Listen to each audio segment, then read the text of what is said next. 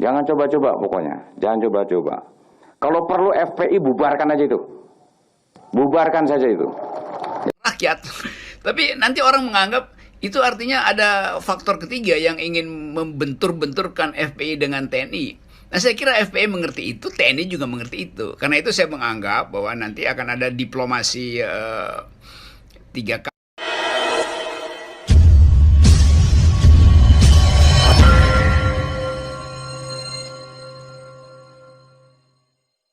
Jadi orang mulai menganalisa apakah Pangdam membaca sinyal dari istana atau memang memperoleh instruksi dari istana tuh.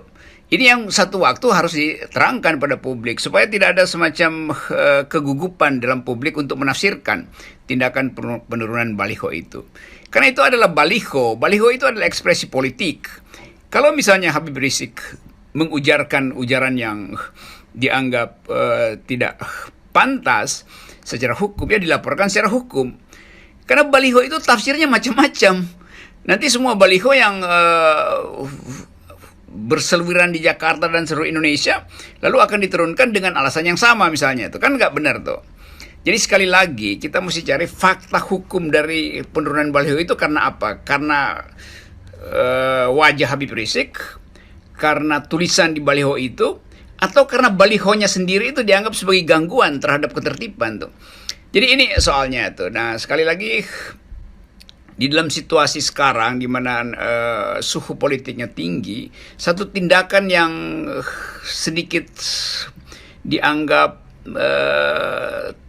berlebihan itu akan ditafsirkan dalam kaitan dengan kepentingan istana. Nah, itu bahayanya tuh dan buruk bagi demokrasi kalau publik akhirnya menduga-duga keadaan itu dikaitkan dengan pergantian Kapolda, lalu publik menganalisa apakah mungkin juga Pangdam akan diganti sehingga melakukan preempt dengan mengirim pesan bahwa Pangdamnya tegas gitu. Itu kan semuanya menimbulkan interpretasi dan sekaligus kontroversi itu. Ya. Satu hal yang mungkin sangat serius kita mencatat setelah TNI melakukan reformasi yang kemudian mereka disebut sebagai back to basic. Saya kira ini termasuk insiden pertama yang berkaitan bahwa TNI bersentuhan dengan wilayah politik itu. Jadi orang wajar kalau kemudian khawatir sekali. Betul, dan ini catatan juga akan dicatat juga di dalam masyarakat internasional karena Indonesia di watch hari-hari ini tentang kualitas demokrasi yang menurun. Jadi jangan tambahkan kualitas yang buruk pada catatan internasional. Itu aja sebetulnya soalnya tuh. Dan yang utama sebetulnya kan kita ingin agar supaya demokrasi ini dipimpin oleh civilian value. Bukan orang sipil, tapi nilai sipil gitu. Nah, perselisihan politik antara Habib Rizik dan Presiden Jokowi yang sudah terbuka ke publik, itu harus ditafsirkan sebagai wilayah perpolitikan sipil. Bukan soal keamanan teritori di mana tentara bisa mengajukan klaim bahwa ada gangguan keamanan. Kalau ada gangguan keamanan, maka mesti dianalisis berbasis politiskah itu atau serangan dari luar. Nah, kalau dia berbasis politis, dan saya kira berbasis politis, itu mesti diputuskan oleh analis politik, oleh pers, interpretasi itu. Supaya ada semacam keadilan di publik bahwa kekuasaan tidak memanfaatkan TNI untuk sebut aja untuk membackup posisinya.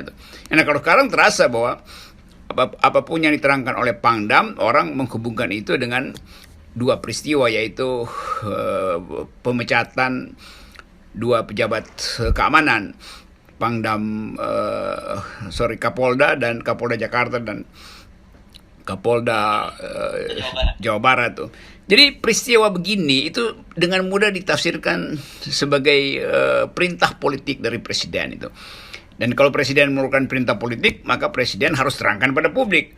Mengapa presiden memanfaatkan status TNI di dalam kapasitas presiden untuk mengambil diskresi, yaitu meminta TNI menurunkan baliho politik. Kalau itu bukan karena perintah presiden, maka mesti dipersoalkan.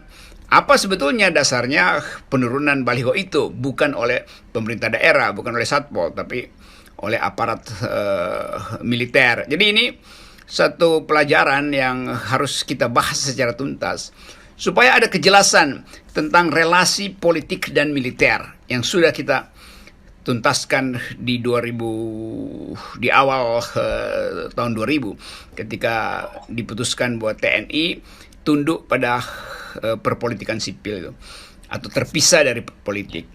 Ya. Nah, yang juga disoroti serius itu bukan hanya sekedar penurunan baliho, secara visual memang itu paling kuat dan menarik, tetapi pernyataan dari Pangdam itu juga tidak kalah menariknya ketika dia mengatakan kalau perlu FPI dibubarkan. Ini kan sudah mulai masuk nih ke wilayah itu yang banyak disoroti, Bung Rocky. Itu yang saya sesalkan, Pangdam juga terbawa emosi itu. Habib Rizik juga sering emosional kan, asal ngomong aja tuh. Ya mungkin karena watak pergaulan di dalam kultur Petamburan, Tanah Abang begitu tata bahasanya.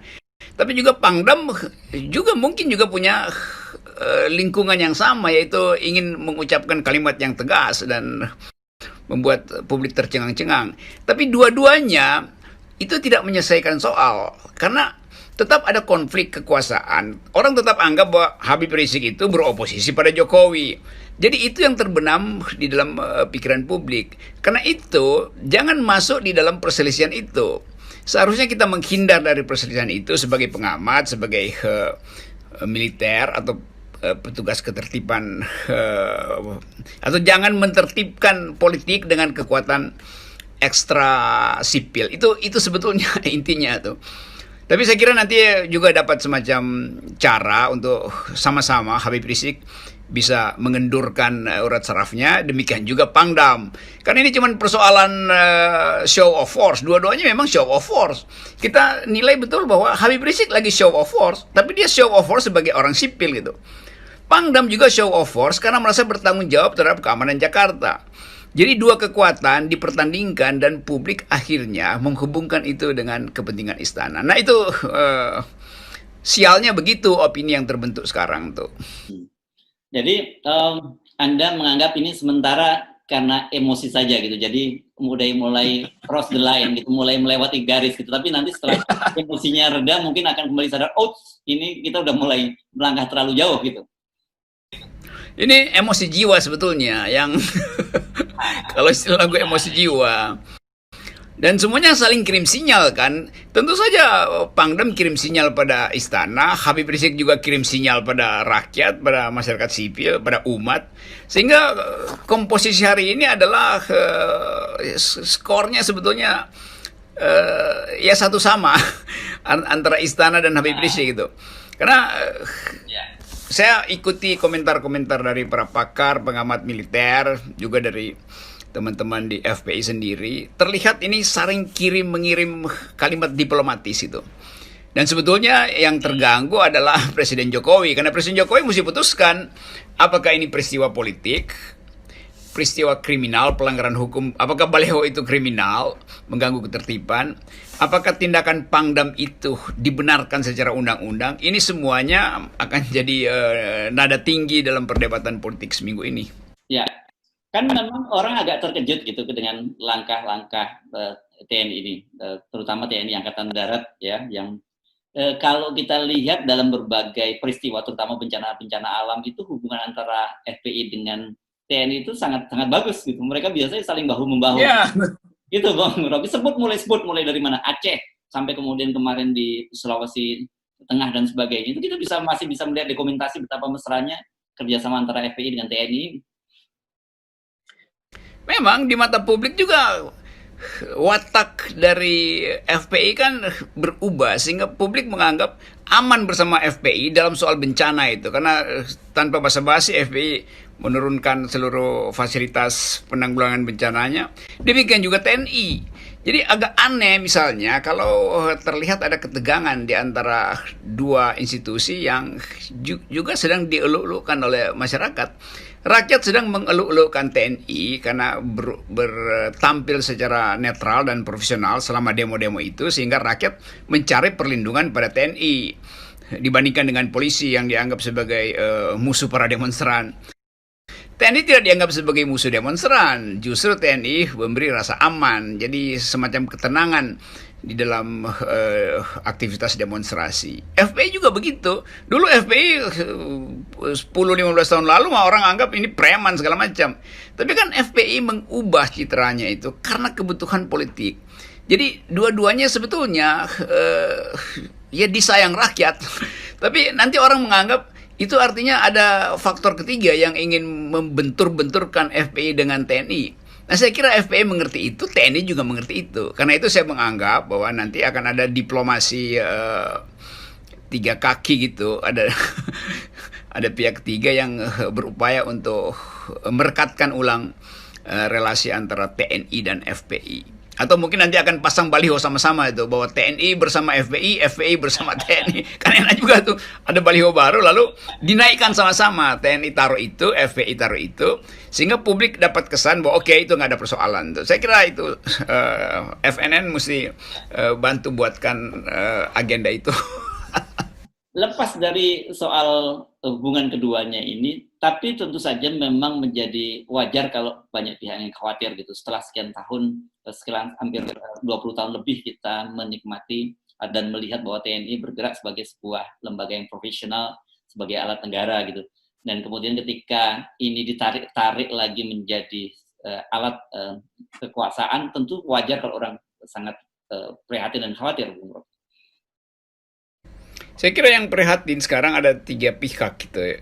Pertama adalah senior-senior TNI yang merumuskan tentang jati diri baru TNI setelah reformasi.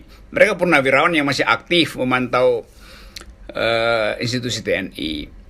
Yang kedua adalah masyarakat sipil, pegiat hak asasi manusia, LBH, Kontras segala macam, yang justru sedang mencatat rekor hak asasi manusia Indonesia untuk jadi acuan dari para pemantau internasional tuh. Yang ketiga adalah emak-emak.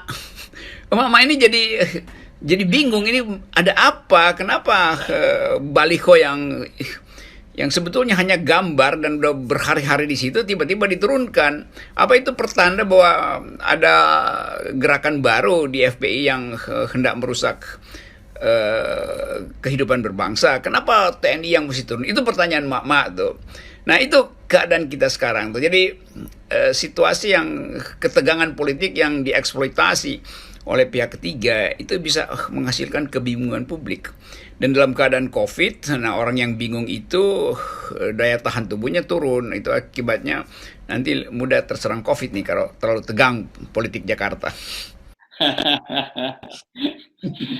Oke, jadi Anda optimis bahwa ini bakal semacam ketemu, kalau orang nyebutnya win-win solution lah gitu di antara mereka ini, sehingga TNI kembali lagi balik kepada posisi semula, kemudian FPI juga mulai agak menarik diri sehingga tidak muncul ketegangan-ketegangan baru dengan pihak-pihak yang tidak seharusnya tidak perlu terjadi benturan seperti TNI tadi. Ya, saya kira itu pasti terjadi, dan kalau itu terjadi maka saya anggap itu adalah demi kebaikan Satpol PP, jangan sampai mereka kehilangan profesi gitu kan. Kalau cuman naik nurunin baleho mah anak mapala juga bisa turunin itu. Bahkan anak STM bisa turunin baleho gitu kan. Tapi pertanyaannya buat apa nurunin baleho? Nanti baleho pilkada juga bisa ditafsirkan boleh diturunkan dong. Jadi udahlah, biarlah baleho itu ada di tempat masing-masing kecuali melanggar ketertiban yang dibuat undang-undangnya oleh Pemda. Itu aja kan. Jadi semoga ada jabat tangan baru antara FPI dan TNI, dan jabat tangan itu diwujudkan dalam bentuk menaikkan baleho bersama. Oke. Baik, terima kasih Bung Rocky. Sip.